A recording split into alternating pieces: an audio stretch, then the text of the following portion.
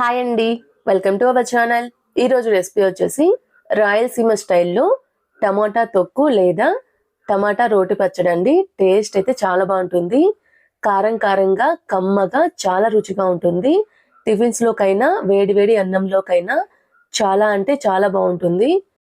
రాయలసీమ స్టైల్లో టమాటా తొక్కుని ప్రిపేర్ చేసుకోవడం కోసం ముందుగా స్టవ్ మీద ఒక ప్యాన్ పెట్టుకొని ఇందులో 3 టేబుల్ స్పూన్ ఆయిల్ ని హీట్ చేసుకోవాలి. ఆయిల్ హీట్ అయిన తర్వాత ఇందులో 1 టేబుల్ స్పూన్ జీలకర్ర, మీ తినే కారాన్ని బట్టి ఎండుమిర్చి కానీ పచ్చిమిర్చి కానీ వేసుకోవచ్చు. ఇలా వేసుకొని మనం వేసుకున్న పచ్చిమిర్చిని కలుపుతూ మీడియం ఫ్లేమ్ మీద బాగా ఫ్రై చేసుకోవాలి.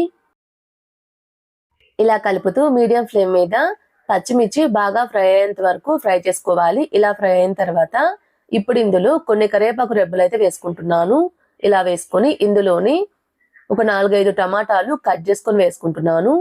ఇలా వేసుకున్న తర్వాత ఇందులో మనం ఆల్రెడీ టమాటాలు వేసుకున్నాం కాబట్టి చింతపండు కొంచెం అయితే సరిపోతుందండి, ఎక్కువ వేసుకోవద్దు.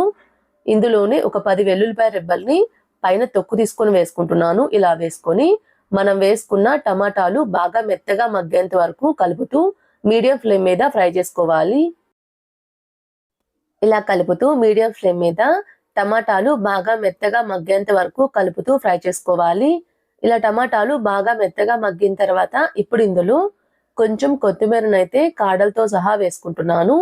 ఇలా కొత్తిమీర కాడలు వేసుకోవడం వల్ల పచ్చడి టేస్ట్ అయితే చాలా బాగుంటుంది. ఇలా వేసుకొని జస్ట్ 1 నిమిషం పాటు కలుపుతూ మనం వేసుకున్న కొత్తిమీర కాడల్ని టమాటాలతో పాటు మగ్గించుకోవాలి. ఇలా మగ్గించుకున్న తర్వాత ఇప్పుడు స్టవ్ ఆఫ్ చేసి వీటిని పూర్తిగా చల్లారనివ్వండి. ఇప్పుడు ఒక మిక్సీ జార్ తీసుకొని ఇందులో మనం ముందుగా ఫ్రై చేసుకొని పూర్తిగా చల్లారబెట్టిన టమాటా పచ్చిమిర్చి ఉన్నాయి కదండి, వాటినైతే వేసుకుంటున్నాను. ఇలా ఫ్రై చేసుకున్న టమాటా పచ్చిమిర్చి వేసుకున్న తర్వాత ఇప్పుడు ఇందులోనే మీ టేస్ట్ సరిపడినంత సాల్ట్ కూడా వేసుకోవాలి. ఇలా వేసుకొని దీనిపైన మూత పెట్టి ఈ పచ్చడిని అయితే గ్రైండ్ చేసుకోవాలి.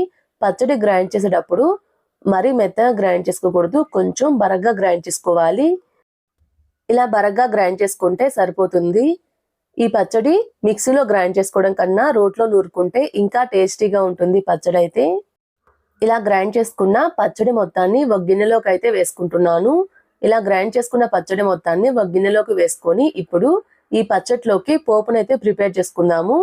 స్టవ్ మీద ఒక ప్యాన్ పెట్టుకొని ఇందులో 2 టేబుల్ స్పూన్ ఆయిల్ ని హీట్ చేసుకోవాలి. ఆయిల్ హీట్ అయిన తర్వాత 1 టేబుల్ స్పూన్ శనగపప్పు, 1/2 టేబుల్ స్పూన్ జీలకర్ర, 1/2 టేబుల్ స్పూన్ ఆవాలు అయితే వేసుకుంటున్నాను. ఇలా వేసుకొని మనం వేసుకున్న ఆవాలు, జీలకర్ర, శనగపప్పు బాగా ఫ్రై చేసుకోవాలి.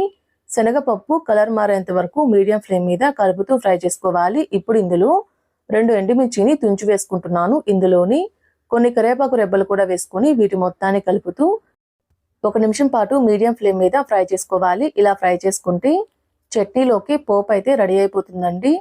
అన్ని కర్రీస్లోకి విడివిడిగా పోపు చేసుకోవడం కన్నా ఇలా ఒకసారి చేసుకొని అన్ని కర్రీస్లో వేసుకోవచ్చండి.